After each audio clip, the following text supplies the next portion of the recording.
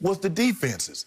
Is that Rodgers threw 48 touchdowns, which was 8 more than what Brady threw in the regular season. He threw 5 interceptions, which I'm not mistaken was 7 fewer than what Brady threw in the regular season. The difference was the defense, because Rodgers was under as much pressure as Mahomes when they played Tampa Bay. Remember, Skip, he got pressured 22 times. They took him down 5. Mahomes got taken down twice, but he was under pressure 29 times. Therein lies the difference. So, yes, I believe Drew Brees. No, I don't believe Drew, because Drew was not going to be able to push the ball down the field. No, so Drew, yeah, I'll agree with that. Drew, I do not believe Drew would have been able to do what Brady did. But I do believe Rodgers would have been able to done it. Skip, do you realize in Brady's last 2 Super Bowls, his defenses has not given up a touchdown? They held the Rams to 3 points. They were averaging 33 points a game. They held the Chiefs to 9. They were averaging 31 a game.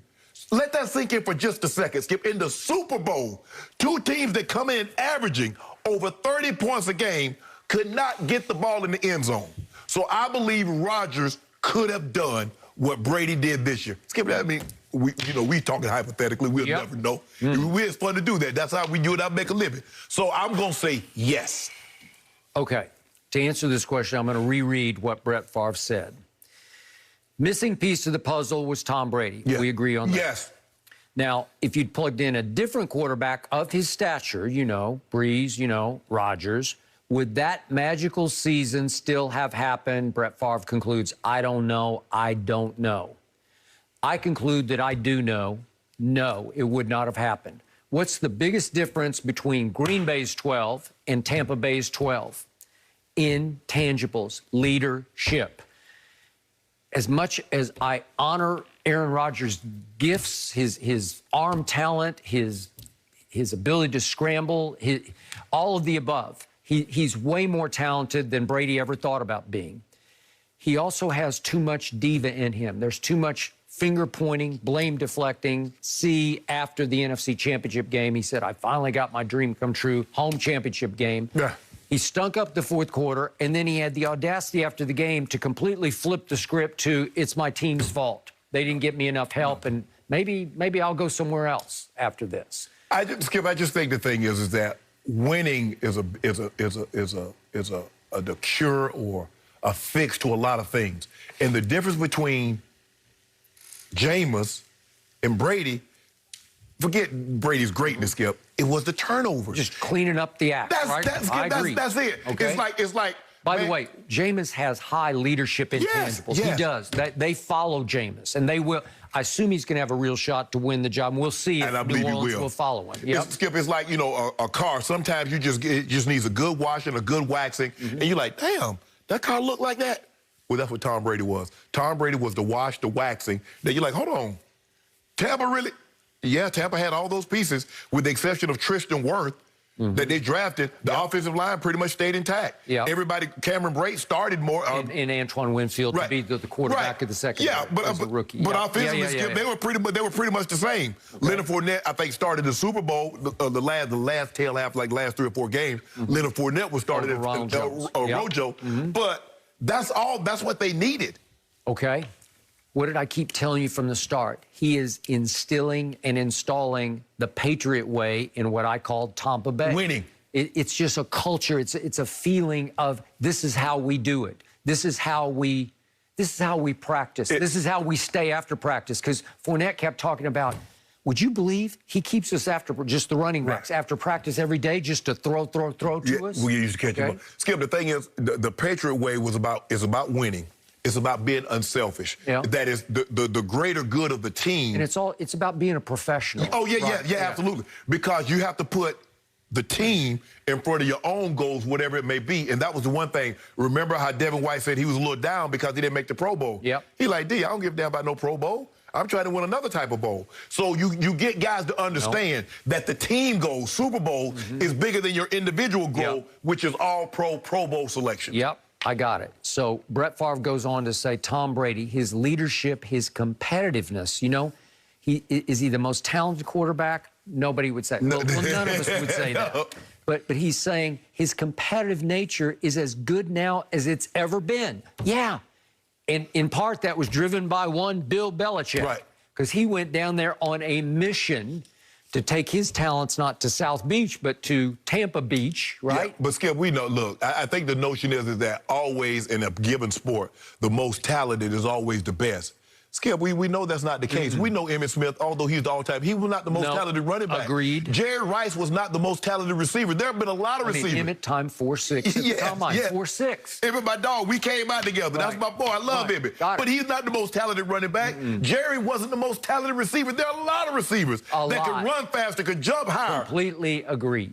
But, and that's Tom. We got to stop this notion because Tom isn't talented. Well, no, Tom is... At that position, Skip, you can get away with a lot less, being less talented than you can at a lot of positions. Okay. Because the talent, he out there trying to outrun people, run around and do all that other stuff. Okay.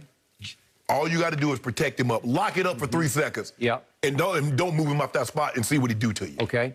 So, big picture, as critical as I've been over Patrick Mahomes' 2 Super Bowl performances because they've been subpar by his regular season standards, I will take Patrick Mahomes over Aaron Rodgers any Sunday, any Monday, any Thursday, because Patrick leads that team. They follow him. Yeah. And he says and does all the right things. I think he needs to clean up his act. He's falling into the trap of trying to live up to the wow factor, and you can't win that way. That's why he didn't score a single touchdown in the Super Bowl. Well, Skip, they're going to have to clean up their act. They're going to have to stop doing all that scat protection. And when you see the pressure, I got it. Because if you think about it, when he played the 49ers, what could the 49ers do? Rush the quarterback with Bosa, with Armstead, with D Ford. They had those guys that could get after the quarterback. So you're going to have to understand that. You're talking about like empty back. Yeah, all that scat protection, 5 eligible receivers out. Sometimes you're going to have to go max protect and maybe just put 2, 3 guys out. Tampa does that a lot. If they think you coming with a blitz, they'll lock it up. It says, okay,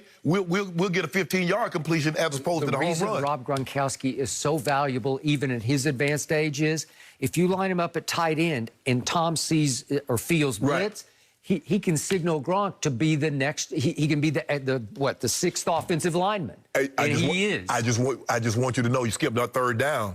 On that 3rd and 2 that they ended up getting the first down. He looked at Gronk. He's like, okay, this guy comes. You hide. You go. Okay. He breaks to the flat. He gets the first down. That was when after Andy Reid had called 2 timeouts. Right. Okay. And so now you're in trouble. Right. Okay. So seriously, look at Brett Favre's body of work and put it in some perspective. Look at what happened in his 1 Super Bowl, because they did the wild card Super Bowl thing too. They went on the road. Remember to Philadelphia, Atlanta, and then to Chicago. Yes. Okay, what happened in the second half at Chicago? They're up 14-0. Jay Cutler, for whatever reason, he's got a sprained knee, can't go. He's on the bicycle on the sideline. It's the immortal Caleb Haney at quarterback, and in the second half, Aaron, he stinks by his standards. He's 7 of 15 for 83 total yards with an interception. No touchdowns, interception. And they barely hang on because they finally pick off Caleb Haney late, and they hang on 21-14. That gets them to the Super Bowl. He was great in the Super Bowl. I give you that. He put it on Ben Roethlisberger and the Steelers, and you know the rest of that story. He should have been the MVP, obviously. Okay, since that day, which was long ago now, that's 10 years ago, he's 7-8 in the postseason, and he's 1-4 in the NFC Championship games. Not all his fault, but he also got a lot of breaks in the 7 wins because, remember, you got to play against Joe Webb and Kirk Cousins, the Dez Cauditt game, the Mason Crossbar game, the Odell boat trip game back at Lambeau. Skip, there's a lot of where he got big breaks in those games. You do realize Tom Brady had a lull like that. Tom Brady had 3 Super Bowls by the time he's 27. And then he really had none between 27 and 37. Okay. And then he has, in the last 6 years, he has 4. So he had a decade lull. So I'm not saying Aaron Rodgers is going to go on this Tom Brady historic run and get 4 of the next 6 Super Bowls. But there's a chance he can win another 1 or 2, and then that will be a distant memory that he went in 2010, won the Super Bowl, and here we are 2021, 2022. Okay, just me. Bottom line, Aaron wasn't blessed enough with leadership intangibles to go into a situation with a 7-9 team, talented as it was, and turn the culture around and lead that team to a Super Bowl in your first try in a pandemic with no preseason games. Well, maybe, Skip, it wouldn't be because of ability. Maybe because he had been as accomplished as Tom. Tom comes in with 6.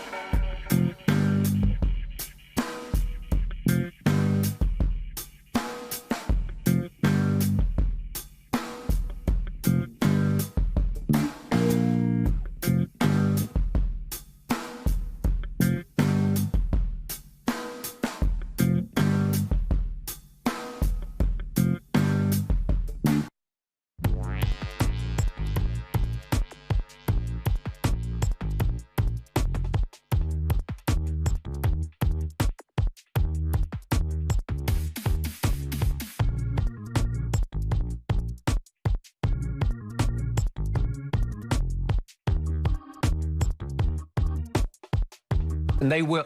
I assume he's going to have a real shot to win the job. And we'll see if New Orleans will follow him. Yep. Skip, it's like, you know, a car. Sometimes it just needs a good washing, a good waxing. And you're like, damn, that car looked like that. Well, that's what Tom Brady was. Tom Brady was the wash, the waxing. Then you're like, hold on. Tampa really? Yeah, Tampa had all those pieces with the exception of Tristan Wirth that they drafted. The offensive line pretty much stayed intact. Everybody, Cameron Brate started more. And Antoine Winfield to be the quarterback of the second.